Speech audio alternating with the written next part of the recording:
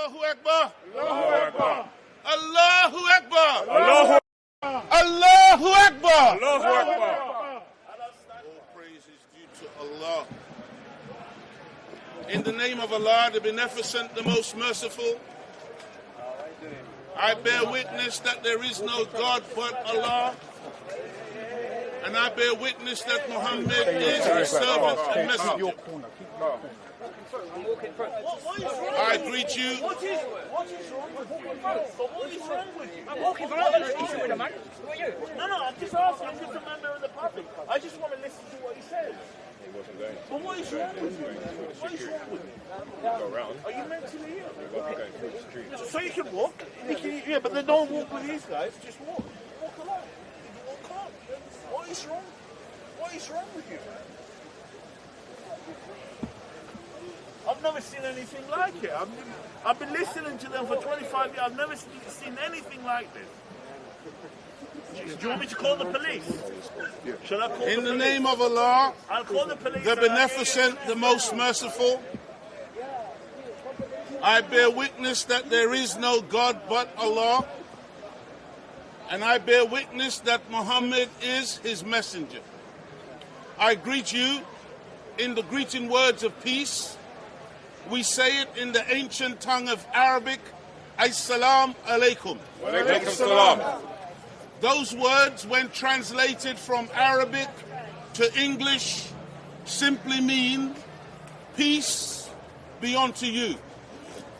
And that is the spirit in which we stand here today on the 18th of August, 2024, in Hyde Park, Speaker's Corner.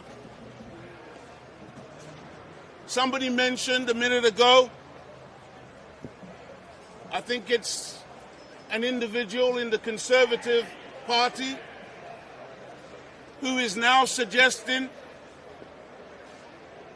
that the cry of Allahu Akbar should be banned,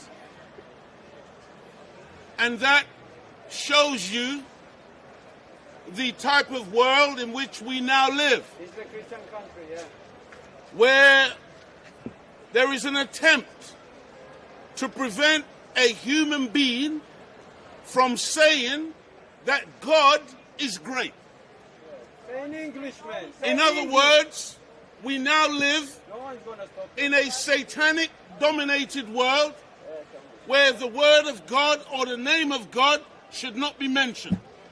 Well, I have to tell you that if they do intend to ban Allahu Akbar, they will certainly not ban the Nation of Islam from saying Allahu Akbar. That's right.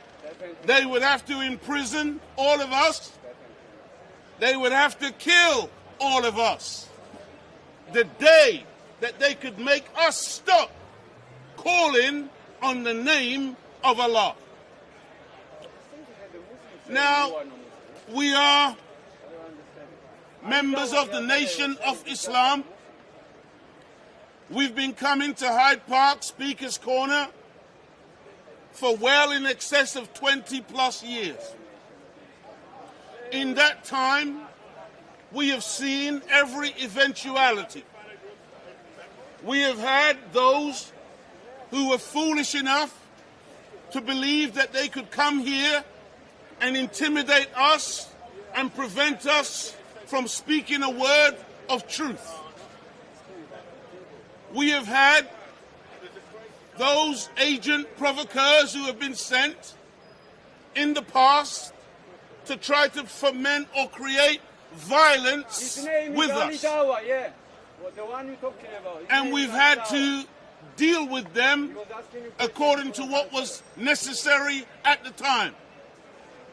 We've had the police attempt to intimidate us and tell us what we can or can't do in this place. And again, we've had to rebuff them on occasion. Now, this place was set up in the 17th century by wise British rulers who who wanted to prevent Christian ruler. a popular revolution of the people. Don't forget to say that was a Christian ruler. And so they set this place up. By the way, this used to be a place of execution back in the day. Oh, see? But they set this place up As soon as I said the Christian is executed. in order that all of those persons within the society who were disgruntled or dissatisfied with the state of the society or the government, that they could come here and they could vent and they could say whatever they wanted to say, and the government in turn would send their agents to listen, to see if what was being said was revolutionary, They need to send, or they if can't the vote, speaker they send in there. Yeah. was just an egotist or somebody who liked the sound of their own voice. And that way the government could manage any dissension that was in the society and ward off a popular revolution of the people. Very, very wise rulers. Now, in this place, we are supposed to be able to say whatever it is that we want to say. And over the years, I've been here and I've listened carefully to what people have to say. You're the one, the agent, isn't it? And much of what's said is foolishness. And the government is very happy with people coming here and spouting foolishness. And so I want to invite those of you who are here for your regular dose of entertainment and foolishness. If you keep moving to my right and your left, you will find plenty of it in the park. However, There is an if you choose to stand here, I promise you, you will only receive from this podium pure, unadulterated truth I am really scared. without any apology. Because we are living in very, very serious times. And the people need to know what is happening within the society, what is happening in the world, in order that when certain things happen, which some of them have already started to happen, but when certain things go down in the near future, you will not be able to say that you didn't know. Is Mike Tyson one of your members? So, a lot has happened since we were last here. Ukraine war.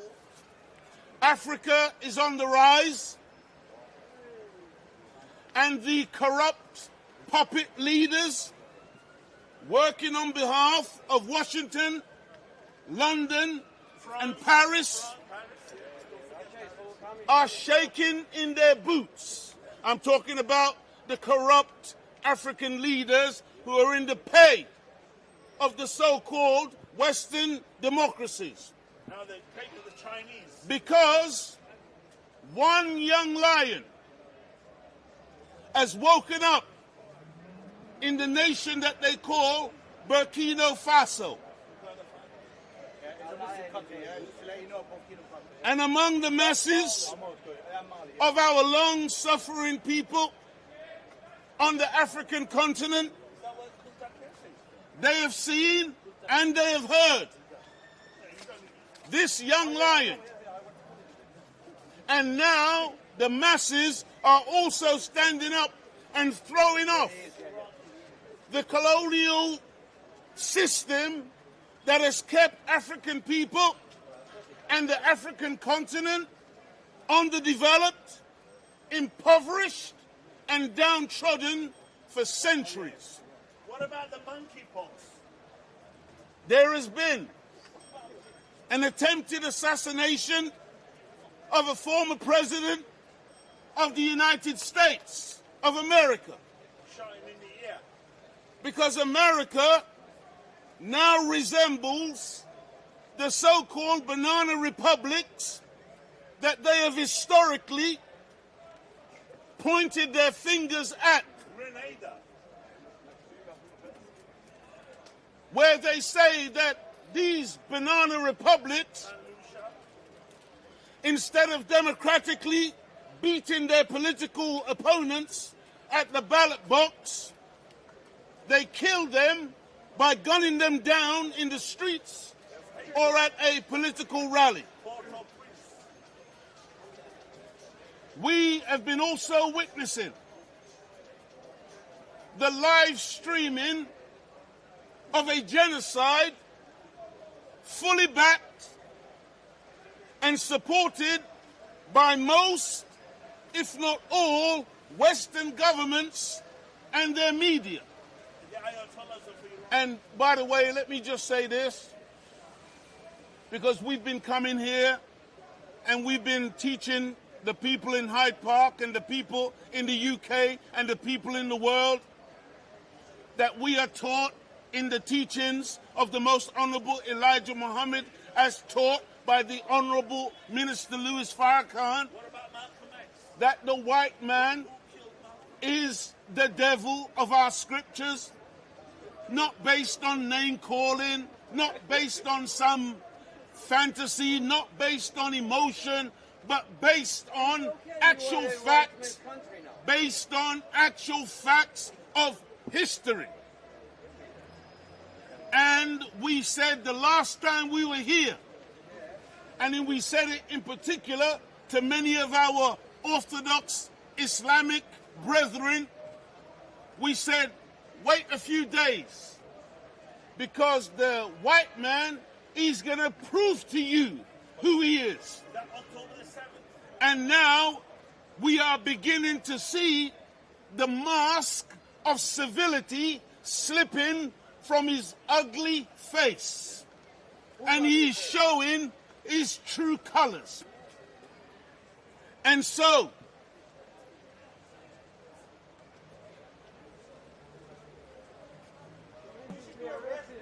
this live streaming of a genocide Hate speech, man. You are hate is being supported and backed financially, politically, and even with their media. And this is the reality that we are all witnessing today. Can you talk about Southport? Now, The riots. this About Tottenham. This is just a little aside that I want to say. I want to say to all of the white people, all the white people who took it upon yourselves to go out and demonstrate in support of the Palestinian people, you are to be applauded. Paid by Iran. To go against the wickedness of your own government. Because historically and traditionally, many of you have gone along with what the media tells you and what your government tells you. But we have witnessed over many months, hundreds and thousands, in fact, in the millions, of all peoples, but I'm talking now specifically to the white people, who have taken the courage to go on demonstrations even while being called names, being called apologists for terrorism, being called supporters of Hamas, being called all manner of ugly names. Yet Antifa. you have stepped out of your comfort zone in order to stand in solidarity with the people who are being displaced and genocided. I applaud you for that. And I say to the white people, I know many of you have had your minds booby-trapped against the nation of Islam. And you've been told that we are this terrible hate group and that we are anti-Semitic and that we hate everybody. We hate gays and we hate lesbians and we hate and we hate and we hate. But let me disabuse you. Let me disabuse you of the lies that you've been told. We are, first and foremost, a group of people who love God, love ourselves, love our people. And because we love God, love ourselves, and love our people, we haven't got time to be looking to fall in love with you, especially if you don't love us. We would rather concentrate our efforts and our energy on the love of God, the love of self, and the love of kind. But if you are one who is able to bypass the propaganda, the lies and the slander and the innuendos, we invite you to listen to us for a few minutes. Can you hurry up? I've been invited for dinner. And you tell us, honestly, if you can hear hatred coming from us or some foolishness coming from us. You won't hear it, except your own bias will allow you to hear what it is you want to hear.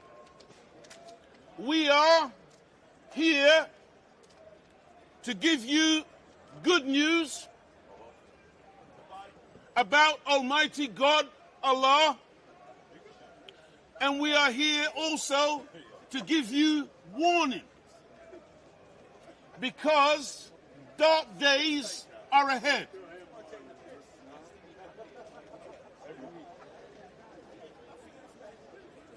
We have warned in the past what is coming in this country and the West and the rest of the Western world, and the recent violent, racist riots have been fomented by politicians such as Suella Braverman, Richie Sunak, Nigel Farage, and even Starmer himself. Because I know some of you are excited about Starmer. You feel so relieved. Oh, we got rid of the Conservatives. Now we got Mr. Starmer. He's so wonderful. Really?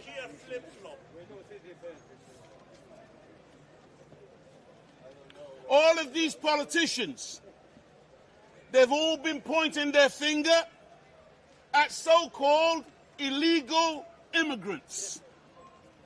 And this is what fermented and ignited these recent riots in our streets, where black and brown and Islamic people have been targeted in these violent outrages. Stop the boats. Stop the boats. White men today are angry. White men are angry Because of the football. because they see the end of their world coming.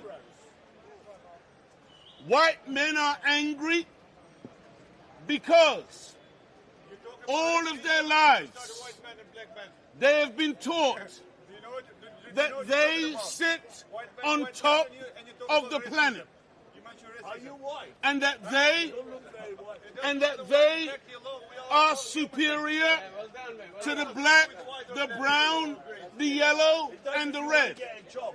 They chase around white back. And today, they can see that this is no longer the case.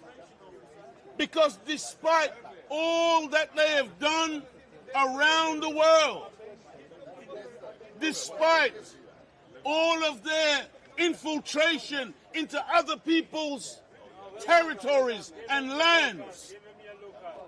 Today, just like the British Empire, that they boasted that the sun would never set on the British Empire, and they watched the British Empire shrink down to something like the Hackney Empire. Now they are seeing their influence around the world waning and becoming less and less and less. And every time they look around on the streets of Britain, white men see faces that look like mine. They see Asian faces. They see Middle Eastern faces. They see Oriental faces. And they feel that they are being overwhelmed, that they are, these are the language that they use, they're being swamped, they're being taken over. What about David Lammy? And they don't know what to do about it. And by the way, this is not just a kind of surface emotional reaction. This actually goes very, very deep.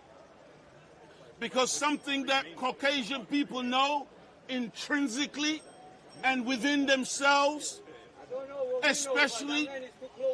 especially among the elites, they know that black skin, listen carefully now, black skin is dominant. This is in genetics. Black skin is dominant. Light skin is recessive. Dark eyes are dominant. Light eyes are recessive. You can take the recessive from the dominant. You cannot get the dominant from the recessive. That means that the black man is the original man of the planet Earth, and all human beings, you come from us. We are your mother and your father. You cannot produce us, but two black people in Africa can lay down tomorrow and we can produce blonde hair and blue eyes and white skin, or what you might call albino. We have the whole color spectrum within the black man and the black woman. We are the mothers and fathers of civilization. Two white people laying down together cannot produce yellow. They cannot produce brown. They certainly cannot produce black. They can only produce white. And white, as I've stated, is recessive. Now, what that means, There is no black in the Union Jack. what that means is that as a people, white people Whites are angels. are in a decline. White people, you are brand new people to our planet. You are recent newcomers to the planet Earth. As black people, we have been here, I want you to hear me, we have been here not hundreds and thousands of years. We haven't been here millions of years. We haven't been here billions of years. We have been here for trillions of years. The black man is the ancient of days. Whenever the planet began, we were here. How many black men were The white man, you are a brand new man to the planet. That's why you will never hear Caucasian people claiming nativity anywhere on the planet. From Caucasia, man. Definitely from Caucasians do not claim. And by the way, Caucasian comes from the Caucasus Mountains. That's why you're called Caucasians, because it's from when you were in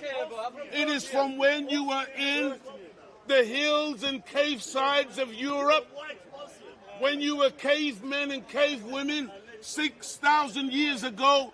You were taken, or you were given the name Caucasian. That is your true identity. Now, what these Caucasian people feel intrinsically, what they know, and according to the statistics of the demographers are the scientists of population growth, population movements, populations in general. And according to the demographers, Caucasians or white people are a diminishing breed. They now have what's called grey power. They are old people who are declining rapidly. Listen to this. Caucasian people's birth to death ratio in most of the European countries is below 0. In other words, for every Caucasian baby that is born, 1 or 2 Caucasians are dying. And so you are in a decline. You have grey power because you are mostly old. You are not producing. In Germany, they are paying German white women to have babies. They are having huge debates right now in England, in Australia, in New Zealand, in all the European places about how they can maximize their population, how they can encourage more women to have more babies. In Africa, in the Caribbean, in the Isles of the Pacific, wherever you find black, brown, yellow, and red people, we have no such problem. These are what you call Native Americans. The reality is that today, in Africa and in the world of original people, we have the average age of our population is below 30 years old. We are a young people, and by the way, back in 1930, our number was 4,400,000,000, while Caucasians at that time only numbered 400 million. Let me give you the figures again. Caucasians in the 1930s were 400 million in number. Black people, non-white people, were 4,400,000,000. So this idea, where you spend so much time calling us a minority, you need to stop it. And black people, you need to stop referring to yourself as a minority, and even worse, an ethnic minority. The etymological root to the word ethnic is another way of saying heathen or non-believer. And they have us speaking language into ourselves that diminishes ourselves. And so, you need to understand that the Caucasian, he knows intrinsically that he is dying. And he is afraid, and therefore he lashes out when he sees this color dominating in the society. Because, according to one of our great scientific sisters, who has now passed on, may Almighty God Allah be pleased with her, her name was Dr. Frances Cress Welsing. Dr. Frances Cress Welsing taught about the fear of genetic annihilation. This is a fear that white people have. They have a fear of genetic annihilation. Because anything that the black man touches, it turns black. Anything that the black woman touches, it turns black. And so, they are afraid, according to the demographers. They say that by the year 2056, the planet Earth will be brown. This is what the demographers predict. By the year 2056, planet Earth will be brown. And so many white men today are very angry because they feel as if they have been cheated even by their own governments, because they were miseducated to believe that they were superior, and that instead of trying to move and get along with the rest of the human family, they felt that they could go and conquer and dominate the human family. And that attitude of domination, that attitude of oppression, that attitude of ethnic cleansing, that attitude of genocide, that attitude has now earned you the hatred of many on the planet, who now don't have sympathy for you as you are in your decline. And many who, given an opportunity, will throw you out of the countries that you have now occupied. Now, a lot of you got very excited about what we are witnessing in Gaza.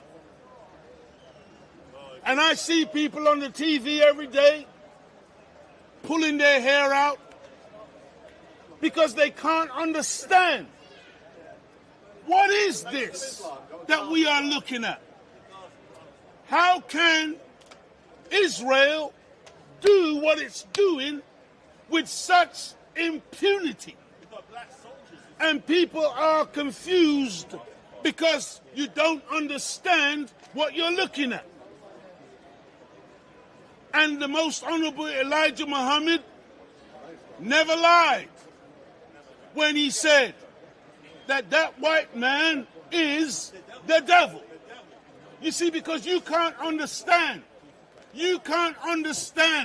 how another human being could be so blatant, could be so wicked, could be so evil in the face of the world and lie. Every time he opens his mouth, it's a blatant, diabolical means satanic, diabolical lie that comes out of his mouth. But why are you surprised? The only reason you're surprised is because today you can see genocide being live streamed on your phone. But guess what? This is not the first genocide. Genocide is the mode of operation of the European. This is what he does as a matter of course. You don't believe me? Go and ask the so-called Aboriginal people. Where are they today? How did Australia become a white man's country? Where are the Aborigines? That was genocide. Within 100 years, the vast majority of those native people were gone. Argentina, South American country with people who look like me. Today, you can hardly find a black man in Argentina.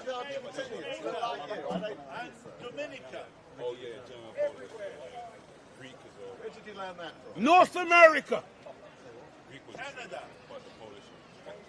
What happened to the Native Americans? You think what they did was pretty?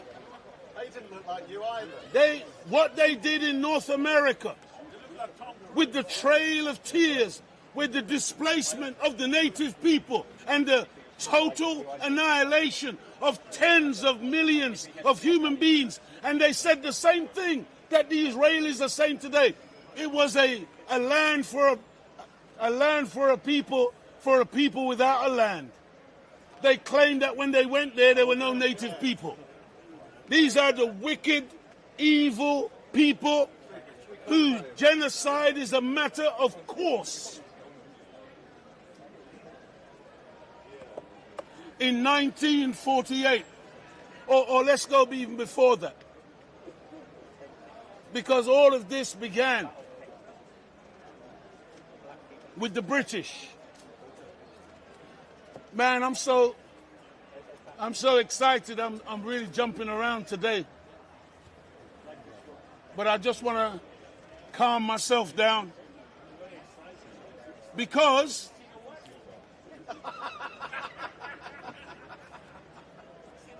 the white man said I'm excited because I saw a white woman. Oh, you're wishful thinking. We're very happy with our black woman. Thank you. You can keep your white woman. We don't want her. Why all the adverts We want love black man this. with a white woman? We love this black queen. But the advertisers lie. Listen to the question.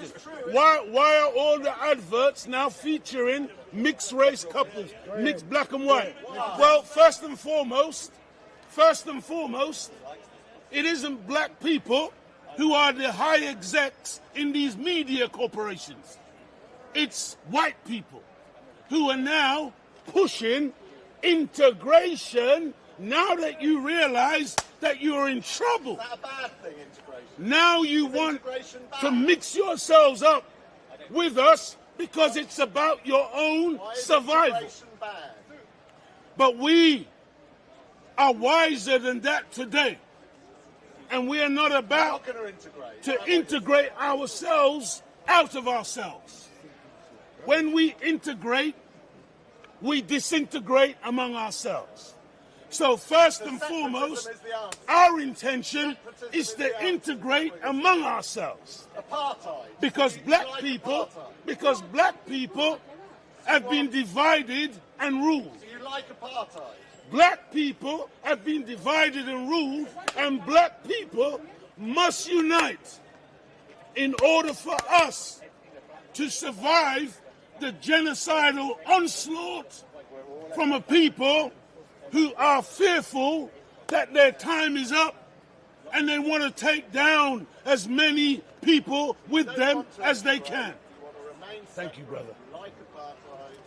I don't know how long my throat is going to last. It's been a while. Called old age. We all face this. Where are you young folk? Where are your trainees? All the same faces that you came here with 15, 20 years ago. Where are the youngsters? So, Don't answer. Come on, man. You get my You must photo. have been recruiting youngsters. Every week you give me my photo. You tell me to give you. the Balfour Declaration was published in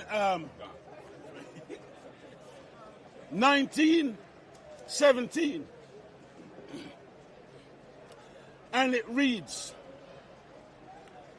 His Majesty's government view with favor the establishment in Palestine. So when you hear these Israelis saying that there's no such thing as Palestine and that it was always Israel, that's a damnable lie. According to the Balfour Declaration, it said the establishment in Palestine Has anyone got a lozenge? of a national home Road lozenge. for the Jewish people and will use their best endeavors to facilitate the achievement of this object, it being clearly understood that nothing shall be done which may prejudice the civil and religious rights of existing non-Jewish communities.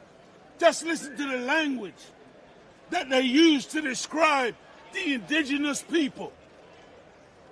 Nothing shall be done which may prejudice the civil and religious rights You hear real Muslims. of existing non-Jewish communities, You know real Muslims over there. or the rights and political status enjoyed by Jews in any other country.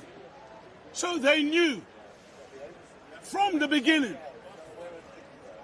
what they were about to do to the indigenous people in that region. And they were using language to attempt to disguise their true intentions. And ultimately, when they came into existence in 1948, there was what the Palestinians, the Arab-speaking people, called the first Nakba, which was the displacement and the expelling of between 750,000 and over 1 million Arabs from their lands. And those persons have never been allowed to return. Stolen land. This is the reality. You know, some people, they want to start on October the 7th. And when I listen to some of the talking heads and some of the so-called news media, they're so hypocritical, such liars, such deceivers, talking about their outrage over the barbaric attack by Hamas and the Palestinians on Israel on October the 7th. But in reality, for over 75 years, those people have lived under oppression, under the Israelis, who delight in the subjugation and the oppression of a whole people, where wholesale slaughter is a matter of course, and nobody does anything to rein in the wicked behavior of the Israelis against these mostly innocent men, women, and children who are unable to properly defend themselves and are unable to fight back against a regime that is backed by that one that boasts that it's the only superpower on the planet, namely the United States of America. And don't forget Britain, because Britain is the one who started the whole process in the first place. And so Israel is now manifesting.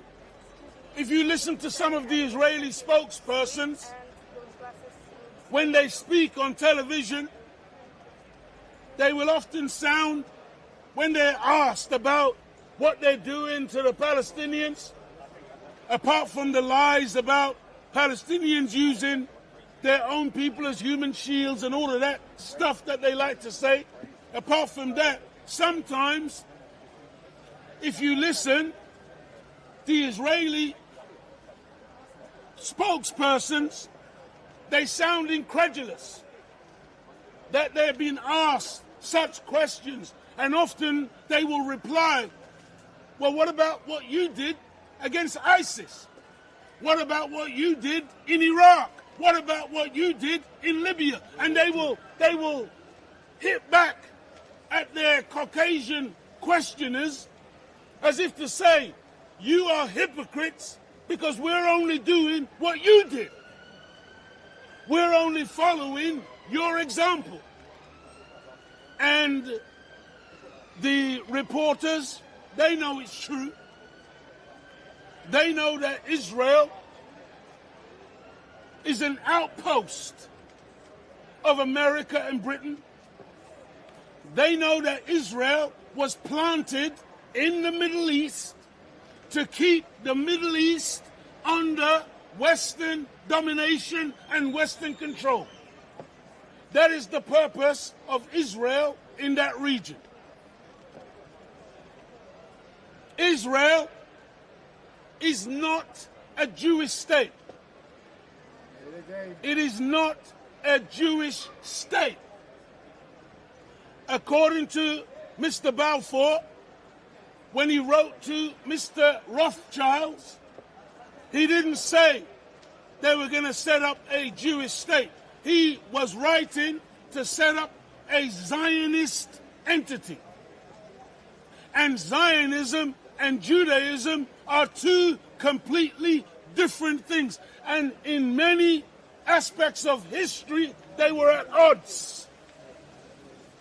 And there are many Jews today who reject this idea of Israel or Greater Israel, who reject the idea of what has been done and what is being done to the Palestinians.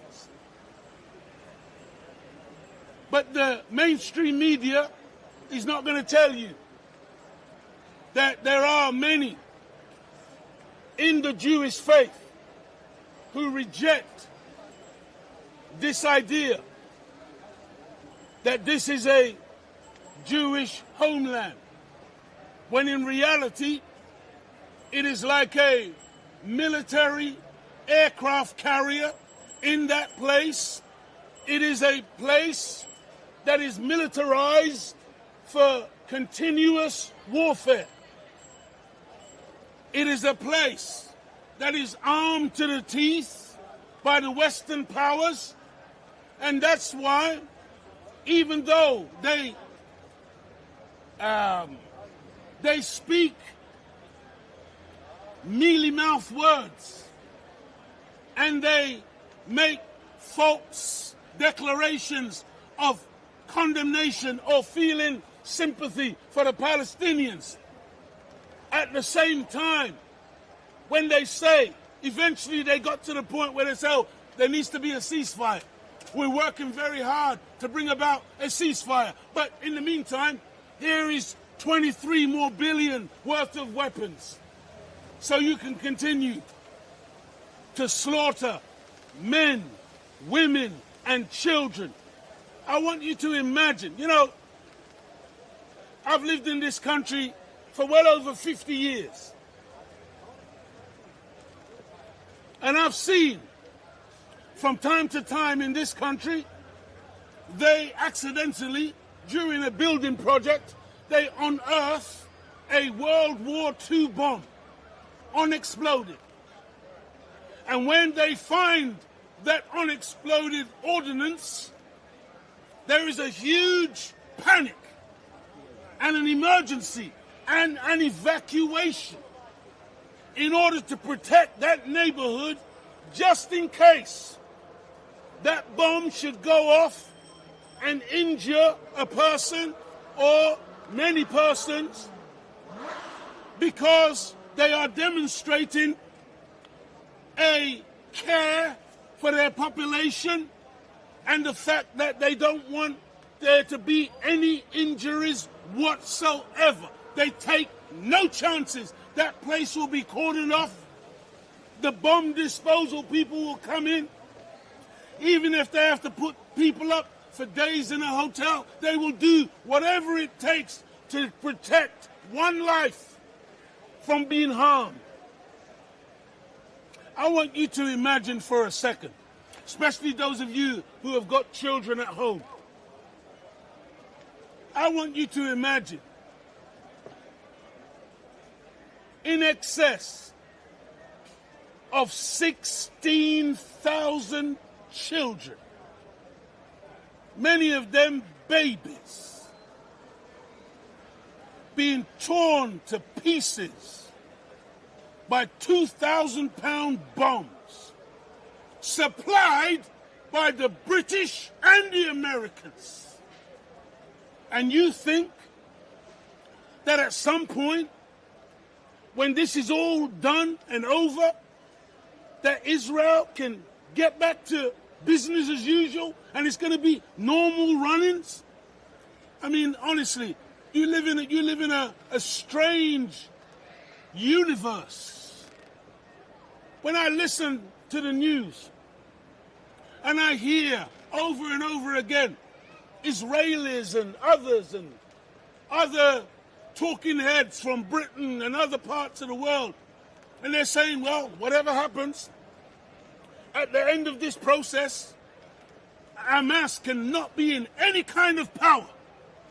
Hamas must go because they're so barbaric, they're so medieval, they're so wicked, they're so evil.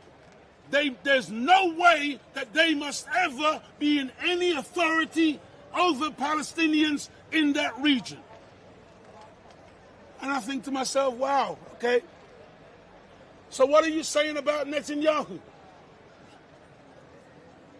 What are you saying about a so-called government that has now murdered in excess of 40,000 innocent men, women, and children? According to the popular medical magazine in this country, Lancet, they estimate that the death toll could be as high as 186,000. Not to count those who are buried under rubble. I mean, it's really something.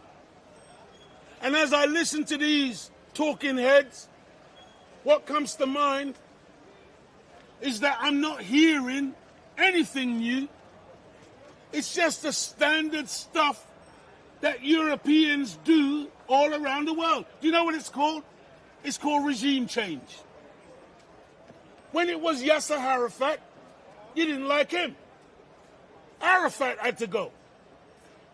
And eventually the Israelis penned him in his compound and poisoned him and caused him to die. Eventually, when they knew he was going to die, they let him go to a hospital in Europe and die. It doesn't matter who it is in power. They can't find anybody on the other side that they can deal with. It's got nothing to do with anyone on the other side, but it's got everything to do with the mentality of white supremacy, European supremacy.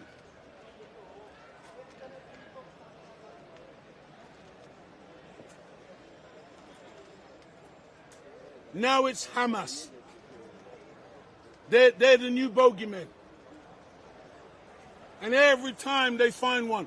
Once upon a time, they gave Saddam Hussein $80 billion.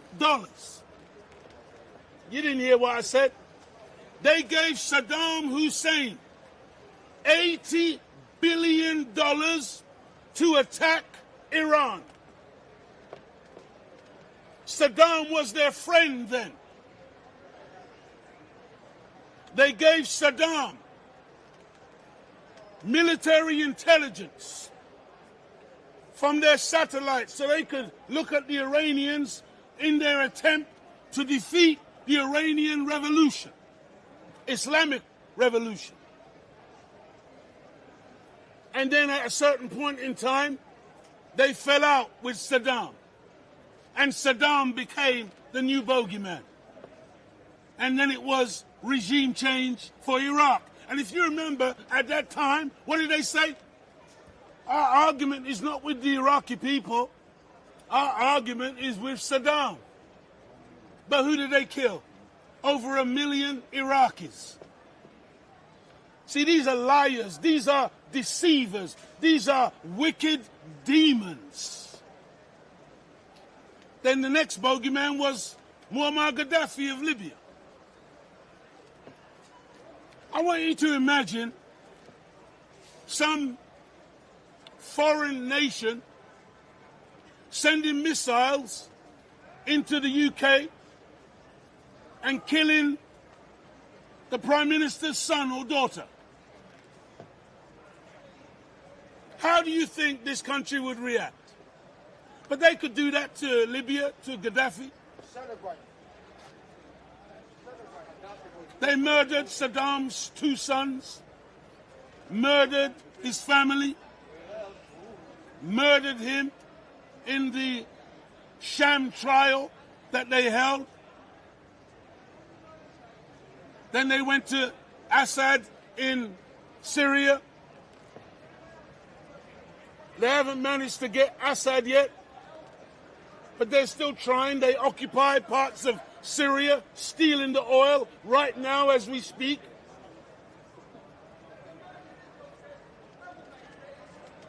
You all watch your news, right? And on the news, they're telling you about this bogeyman and that bogeyman. And you know, Vladimir Putin, he's the reincarnation of Adolf Hitler. And Kim Jong-un, he's such a wicked, crazy person. Oh my God, they mustn't have nuclear weapons because who knows what they'll do. But guess what? Who's the only one who's ever used a nuclear weapon? Wasn't anybody who looked like me. Wasn't any brown man, wasn't any yellow man. My recollection was that it was America who dropped an atomic weapon on Hiroshima, killing 150,000 people instantly and hundreds of thousands over the years, millions over the years through the fallout of nuclear contamination. And when that bomb dropped, not long after the Second World War, when that bomb dropped, America said, wow, it's wonderful, it works. Let's do it again. And so they dropped another one on Nagasaki. These are crazy, sick people. The Japanese were in no way threatening the West. But the dropping of those 2 weapons was to send a message to the rest of humanity that we are the boss. We're in charge. And if you step out of line, we can annihilate you. Because this is the mentality of might makes right. This is the mentality of white supremacy. You know, in the Middle East, in Palestine, before Balfour and his declaration, before 1948 and the imposition of Israel in that region, there were Jews living in that land, indigenous Jews, alongside indigenous Arabs and Muslims, alongside indigenous Christians. And guess what? They got on very well. It was a beautiful place where all of these people lived together. And the Jews, by the way, were a very small minority among the Christians and the Muslims at that time. But once the European so-called Jews decided to flood into that area, all hell broke loose. Because they didn't come into their area to establish community and neighborly living with the indigenous people there. They didn't come in there to share the land and to be a part of a greater community. They came to dominate. They came to take over. They came to destroy what was there and to replace it with their own. This is the reality of what is happening today. And so, you know, the history of European interference in all parts of the world is really, really sick and really, really diabolical. In 1953, the CIA, along with the British and others, they engineered a coup in Iran to overthrow the then, 1953, the then democratically elected president of that nation, Mohammad Mossadegh, and to install a puppet monarch who they call the Shah of Iran in order to get more or less free oil from that region through the auspices of a British company. This is what Europeans do. This is what Caucasians do. This is your history. All around the world. Now today, you want to point the finger at Iraq.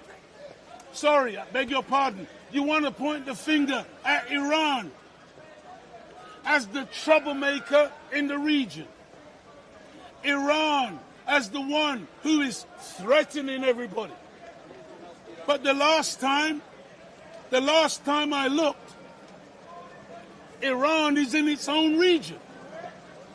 I don't know why America should have over 800 bases, military bases, all around the planet in other people's countries. Why is this?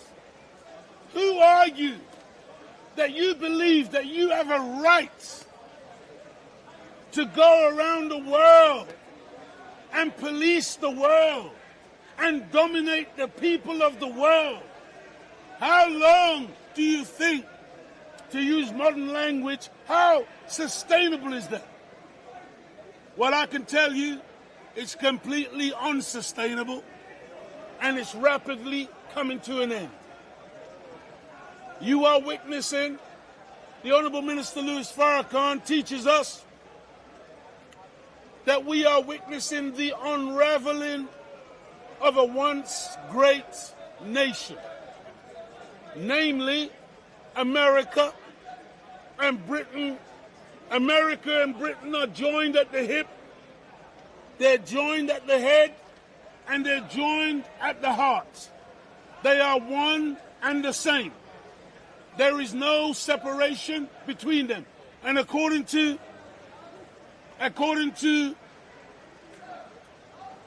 Sleepy Joe Biden,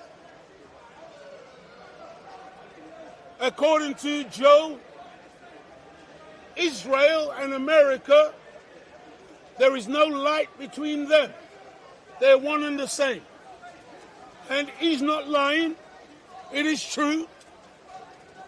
And when you examine what you see the Europeans doing in their support of Israel and in their complicity in the war crimes and in the genocide, make no mistake, you are looking at an entity which incorporates all of them.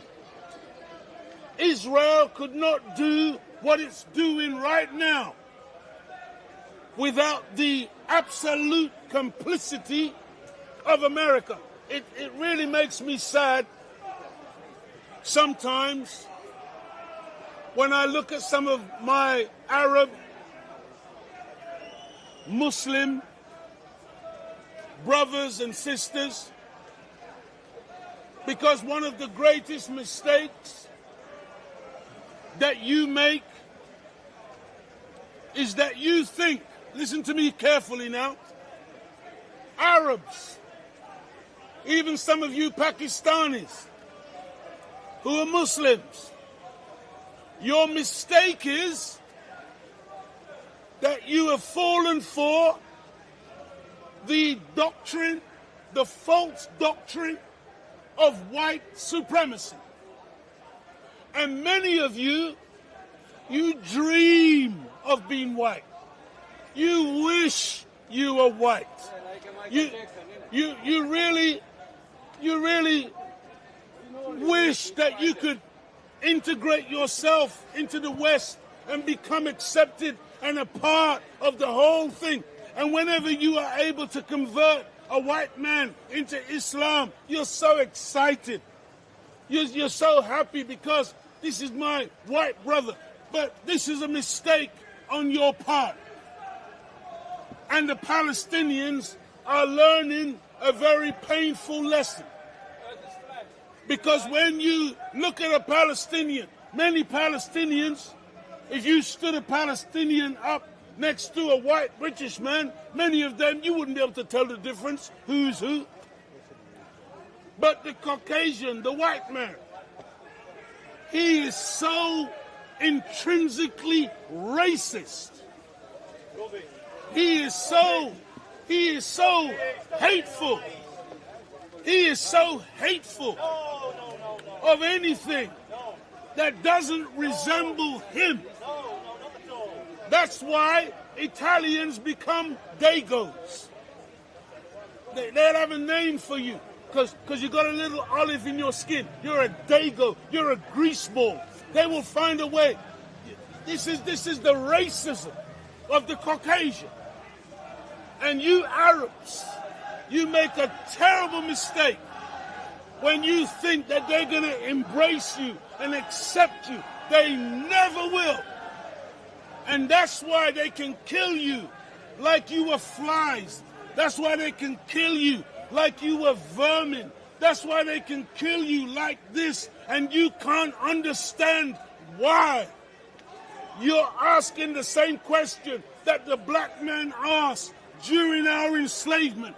You know what the question the black man asked?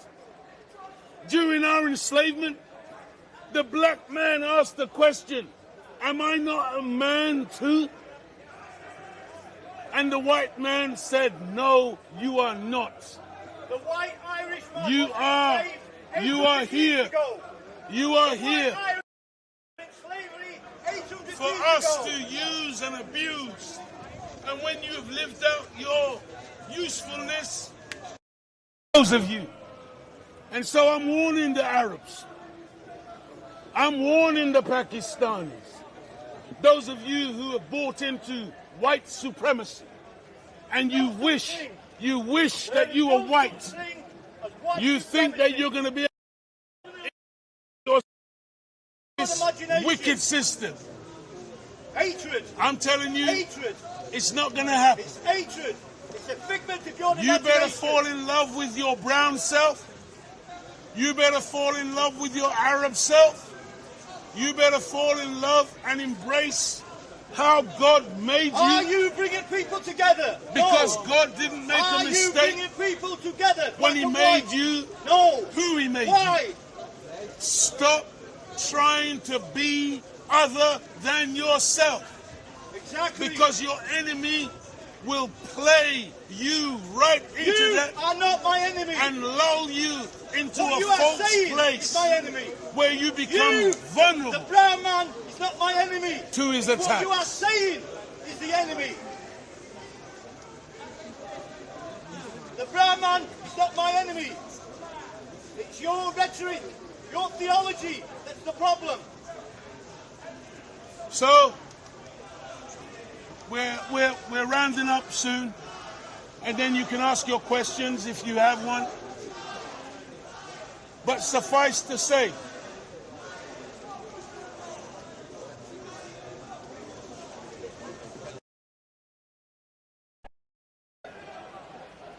this reality that is currently unfolding on our planet is really something that you may think is over there, But I'm warning you, in the name of Allah, it's coming here. You see, there's a scripture in the Bible that says, as you sow, so shall you also reap. And when we are a people who give out evil, that evil inevitably comes back. And this is why, when you look in London, all you can see is CCTV cameras. Everywhere. The other day, I went in a public bathroom and there was a CCTV camera. Because there's tremendous paranoia in this world because they have been so wicked and so evil that they are paranoid about something that is coming. So, in everything now, they've got spyware that they insert into your phone because they have to listen to your conversation. They have to be able to read your text messages. They are looking and spying on everything that the members of the human family do because they are paranoid. They're frightened to death. Everything now is to be classified as terrorism. Some of you, over the years we've been coming here, we've even heard people say, listening to us in the park, oh, they feel intimidated because we sound violent. Well, I can assure you, the Nation of Islam is now nearly 100 years old, and you cannot point to one white man, you cannot point to one Jew, you cannot point to anybody that we have harmed one hair on their head. We are a people who speak the truth. And I heard the Honorable Minister Louis Farrakhan say on one occasion, if truth threatens your world, then your world should never have existed in the first place. Because your world is very shaky. If truth would bring your world down, my God, what kind of a world have you constructed? And so, doesn't matter what you say today, doesn't matter what you do, you're accused of anti-Semitism and being an anti-Semite. But there are very prominent people, former members of the Jewish government, who have come out in the public and confessed that name-calling is a trick that they use to silence people who legitimately criticize the wrongdoing of Israel or the wrongdoing of so-called Jews. I say so-called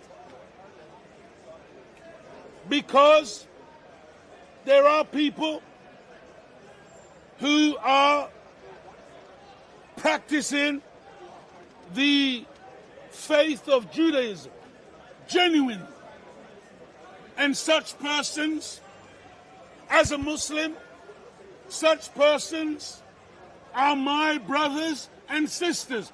The people who are genuinely practicing Christianity, such people are my brothers and sisters in faith. However, when an evil person comes to do evil to the members of the human family, they're not going to come and say, I'm an evildoer.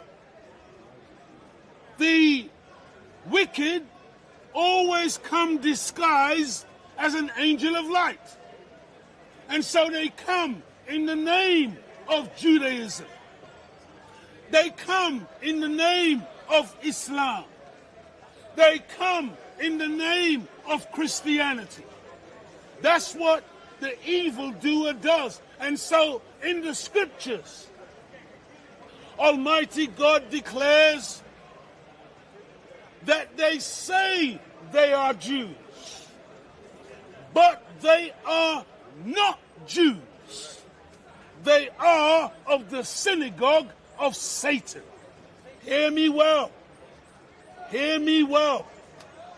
Just because a person says, I'm a Jew, no, what you have to then look at is what is your practice. Because action speaks louder than words.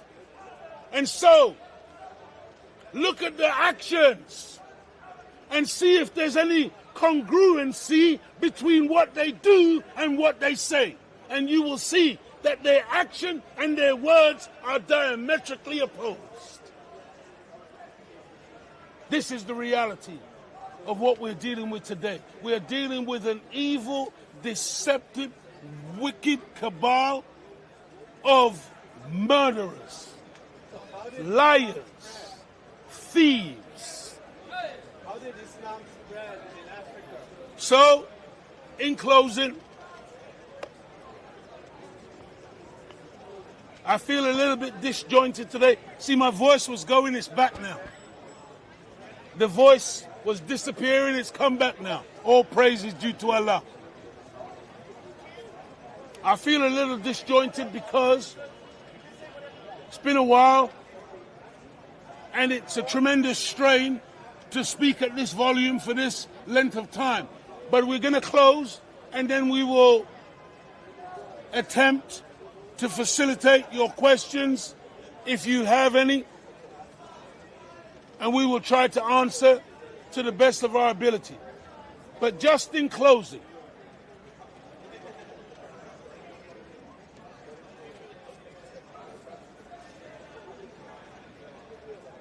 you must be warned that if you continue to go along with your government, pretending that you don't know better, knowing that these are innocent men, women, and children who have been slaughtered every day. As we speak, they continue to die in their hundreds of thousands.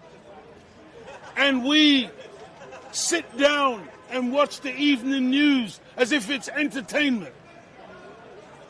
But the reality is that this country, America, and all of those who are currently facilitating the genocide, you will not escape the punishment of Almighty God Allah.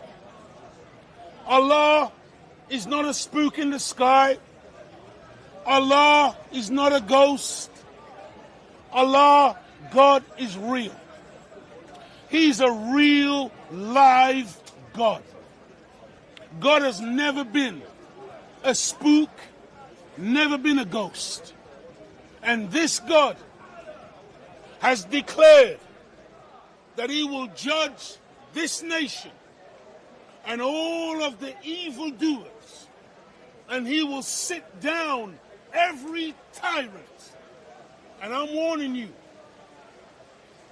those of us who go along to get along, those of us who are more concerned about keeping our job, so we're not going to speak out, we're not going to say anything. Those of us who secretly harbor prejudice and hatred for black or brown or yellow or red. And so we think, oh well, good riddance, we just go along. Those of us who are worried, I'm talking about white people who are worried about genetic annihilation. And so we feel justified in killing other people in order for us to live. Let me tell you, your agreement with hell will not stand. That's called white privilege. That's called white privilege. Isn't that strange? How he would want to ride through. We've just occupied a small space in the park. And white privilege says, I can't walk around that. How dare you black men think you can come and stand and take up a little room in Hyde Park? This is the arrogance of white supremacy. But your white supremacy is finished. It's dead. The black man is rising to the top. There is nothing that you can do to stop it. You can kill and kill. See, the Israelis, they think they can kill Hamas leaders or Hezbollah leaders, and they can kill and they can murder their way out of trouble. Never gonna happen. As you kill one, 10 rise up. As black people, we don't die. We multiply. Hear me. You don't know what you're dealing with.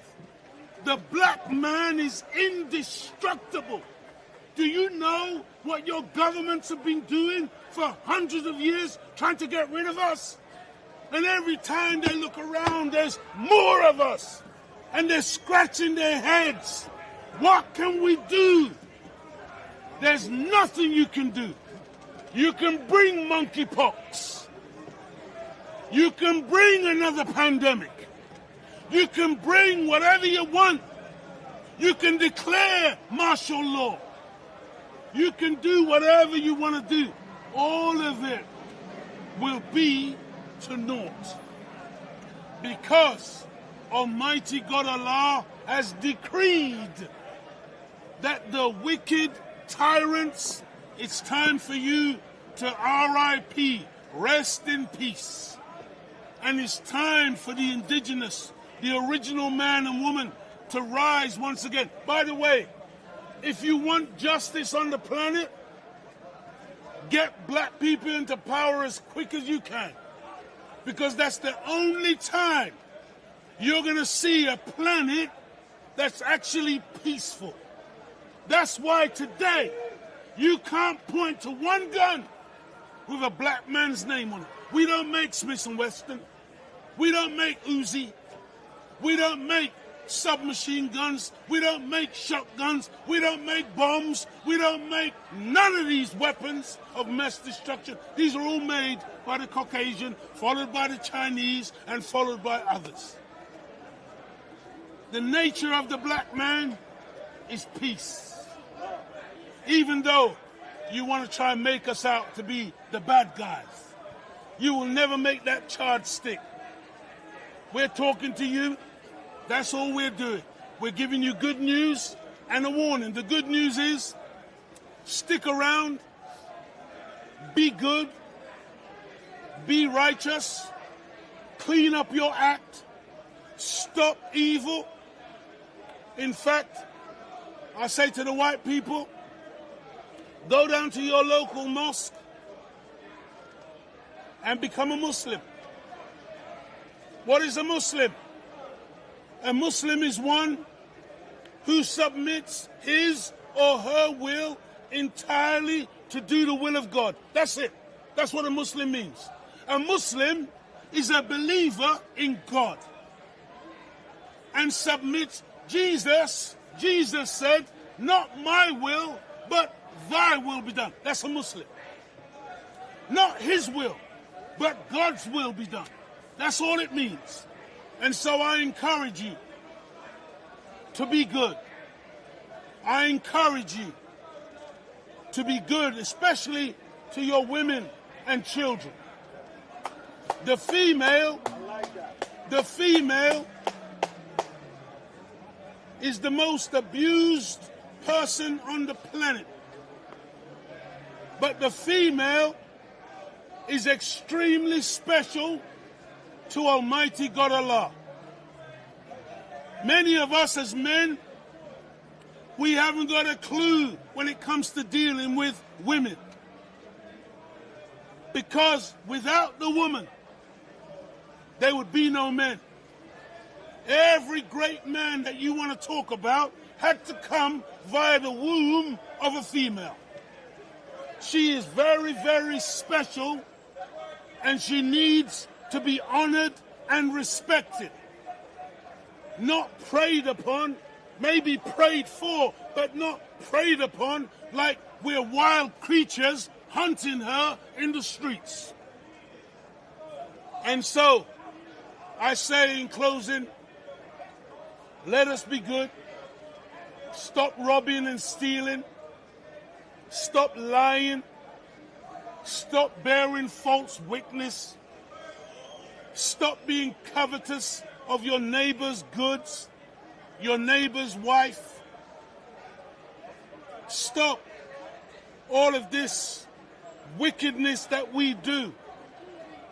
And some of us do it undercover because we think that we're not seeing. But Almighty God Allah sees everything. And there is no escape today. And so I want to thank you, those of you who stayed and listened to the message. I want to thank you for your attention. And with that, I'm going to close, inshallah, until we return. And I want to greet you as I found you in the greeting words of peace. Assalamu alaikum. Allahu Akbar. Allahu Akbar. Allahu Akbar. Allahu Akbar. Allahu Akbar. Allahu Akbar. Praise be to Allah. Those words, once again, simply means God is great. God is the greatest. Now, any questions? Yes, sir. 8% of the British population are of mixed marriage. In your New World Order, what do you intend to do with these people? Yes, sir. The question from the gentleman in the front is that 8% of the British population are in mixed race relationships. What do we intend to do with this demographic, this population? Sir, we have no intention of doing anything with such persons.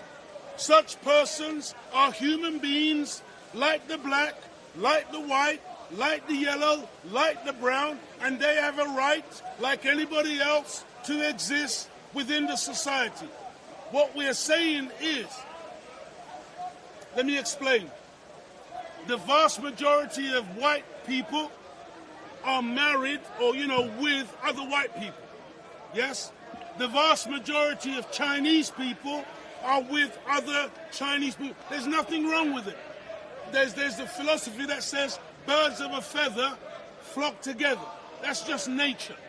However, with black people, over 50% of black men are with other women other than their own black woman.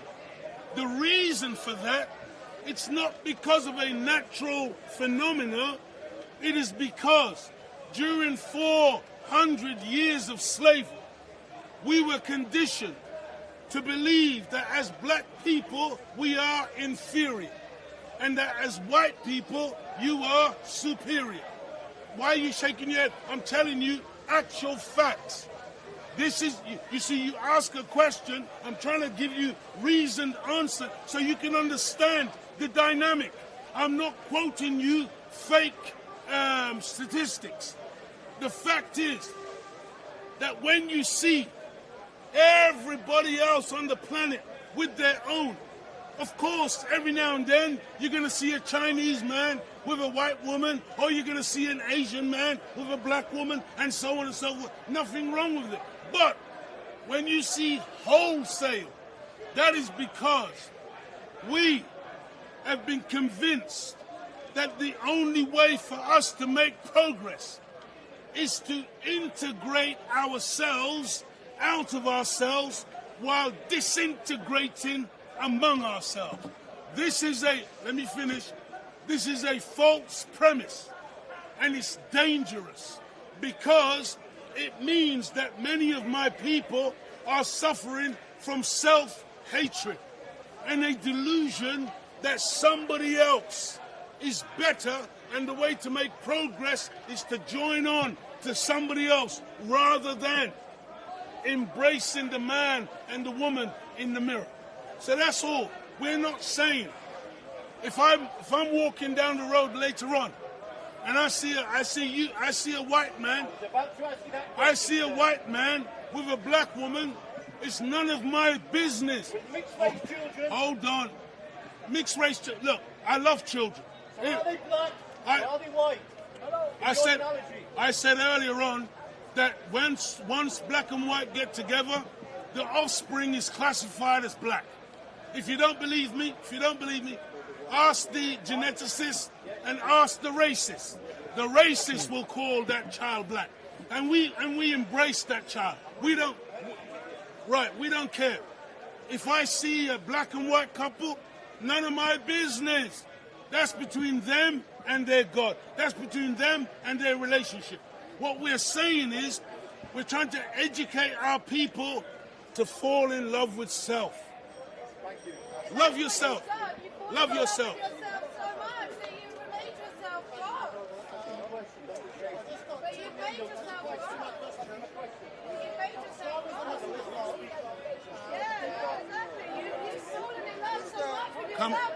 Come forward. Just in this case. Because she's making a lot of noise. You got to come here. So I can hear you. Islam is the message of love. So I was wondering if you could tell me, my first bit of my question is why you have so many bodyguards. And the second part of my question is, you mentioned that the white person is the enemy, but what is the solution to the horrific black-on-black stabbings that are occurring in London every day? So the question, I can hardly hear myself think. So the first part of the question from the brother here is, if Islam is this religion of love, why all the bodyguards? If Islam is the religion of love, why all the bodyguards? Well, it's a very good question. Since we've been coming here, sir, over 20 years, we've seen it all. We've seen a woman over there get stabbed. We've seen people get punched in the face. We've seen all manner of violence break out. And so we create this little ring of fire to say to any potential aggressor, don't go there, because we don't like being punched in the face. We don't like being stabbed.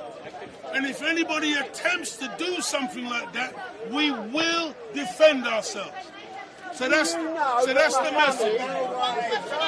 Right, now your second question. Dirty, filthy, disgusting child sex pervert. Do you know that the God of Islam is not Allah but Lucifer?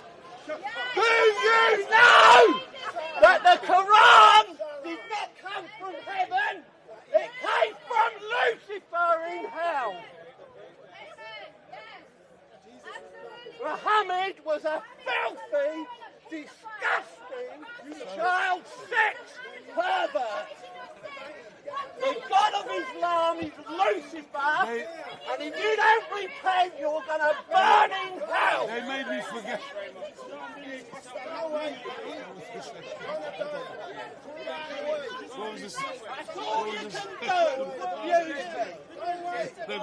All of you are sinners. If you do not know Jesus Christ, you will.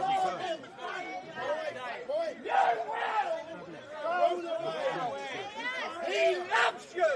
He died on the cross for you. The second part of the question you could never was, win. how do we stop, how do we prevent the horrific stabbings? How do we prevent the horrific stabbings that are taking place all up and down the black community, with black on black violence? How do we prevent this? The way we prevent this is to begin a process of educating To begin a process of educating our young people into a love of themselves, into recognizing that other black boy or that other black girl is their brother and sister, and that they should look at them as they look at themselves, that they should have a moral compass that would allow them to realize that to take a knife or a gun or some other instrument of death and use it on a fellow human being, irrespective of the color, is wrong. And so it's about education. It really is about education, and you've got to get them when they're very young. Very young. And so what we have to do is try to rebuild a family. You need more family structure where a mother and a father is in the home with the children, and that's how we begin that process. Yes, sir. Thank you for your questions. We couldn't hear your answer. I've got it all online. Allahu Akbar. Allahu Akbar. Allahu Akbar. Allahu Akbar.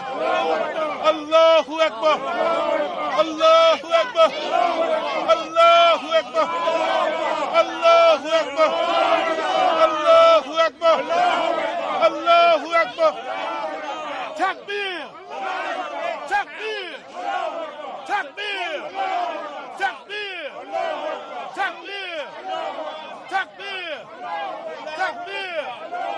Takbir. Takbir. Takbir. Takbir. You will go to the same place as Lucifer.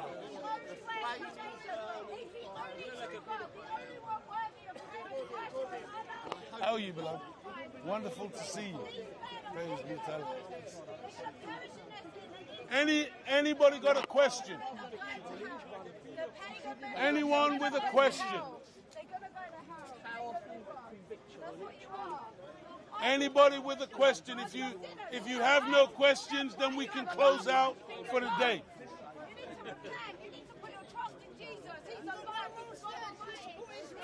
Okay, well. You have to be born again supernaturally. How do you know they're not born again? What are you talking about? Because they look at them. Which Do you know how people get close to Christ? You don't know what you're talking about. They're not born again. If they were, they would understand they were sinful men. They're not gods. They're not gods, and they need to repent. There's only Okay, one so God. thank you. Jesus died. May Allah bless you as I greet you in peace. Assalamu alaikum. Thank you, brother. So for those of you who are watching, my name is Wendell Daniel, and welcome to Street Mike, and we're coming to you live and direct from the regular Sunday mayhem down here at Speaker's Corner. So let's listen to... No, he's out of time. He's out of time, and he needs to have the courage to ask the question. So for those of you who are watching, Mohammed Hijab is in the house. Mohammed Hijab is in the house, and I aim to interview Mohammed Hijab very soon. This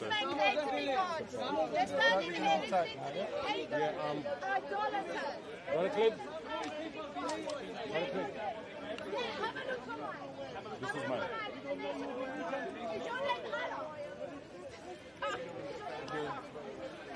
That's what they call themselves. Not mine. Which is this? That's mine. Tell make sure that they don't forget the other. What if it's right? So Leo, before you leave, just a quick little interview. So you've now managed to get through the first lecture down here at Speaker's Corner for 2024. How would you describe today's lecture and reactions? You know what we always say, brother, when we're away for a while, some weeds grow up. So a lot of weeds are here that needs to be cut down. But to be honest, a lot of the people today were, I would say, more respectful in truth. You know, you get the usual paid hecklers, those who come specifically to try to detract from what we're saying, but it's no big deal. There was a point where my voice was going, because it's been a while that I've had to speak at such volume. But praise be to Allah, the voice came back, and all in all, you know, I think it was a little bit jumpy. I did have a lot of notes that I wanted to come from, but I wasn't able to because it just wasn't the right atmosphere for that. But I think we managed to convey some of what we wanted to get across, which is really that it's very serious what's happening in the world.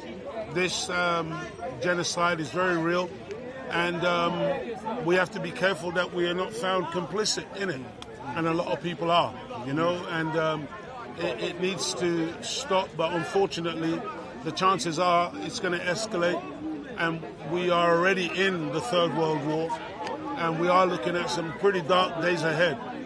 Things are going to get very rough. The riots recently were just the tip of the iceberg. You've only really seen, you know, a little snippet of what potentially is going to happen, because the people have been, the media keeps talking about radicalization, but they're one of the worst proponents of radicalization. They lie and they foment the people with making the people to think that it's people on little dinghies that are the problem, when in reality it's the people on the yachts that are the problem. You understand? So that's the reality, you know. But we're living in an upside down world, brother.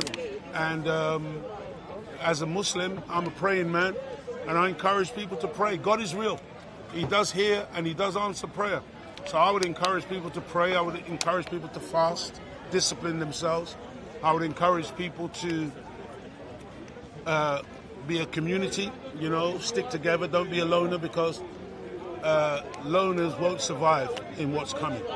You need community, you need to learn what foods to store in your houses, at least for 3 months, because there will come a time when you won't be able to go on the streets, because they will declare martial law, and it will be rough. It will be rough. So, you know, you got to have food and water and things of that, provisions in your homes, and be a community, like I said, and you know, just try and get through what's coming, because it's going to be ugly. It's going to be ugly, and race is going to feature very, very prominently in it. And there are foolish people who think that they can destroy, you know, black people or whatever. It's impossible, bro. It can't happen. But those who can get through, inshallah, will be the survivors, the overcomers. Today has been a great day. I spoke to you earlier on this morning, and you know, I'm really pleased that you're here. But I also see, because you only come 2-3 times a year, maybe 4 times a year, to give a lecture, and I also see that Mohammed Hijab is here today, and he only comes about once or twice a year. But it has been an amazing lecture. But the final question is, are we likely to see you within the next month or so? Because I won't be here next week. We've got Carnival. I've got my thing on the Sunday and the Monday. But are we likely to see you within the next month? Inshallah. If God spares our life, you will be seeing us, brother. And we'll see you at Carnival next week. Okay. Big up. Thank you very much, sir. Thank you, brother. Thank you. Yes, sir. Hey, Leo. Yes, sir. I'm sorry I missed your lecture. Yeah, we used to hack the Empire and stuff. Right. Yeah. Oh, right. Okay. Long time ago. Yeah.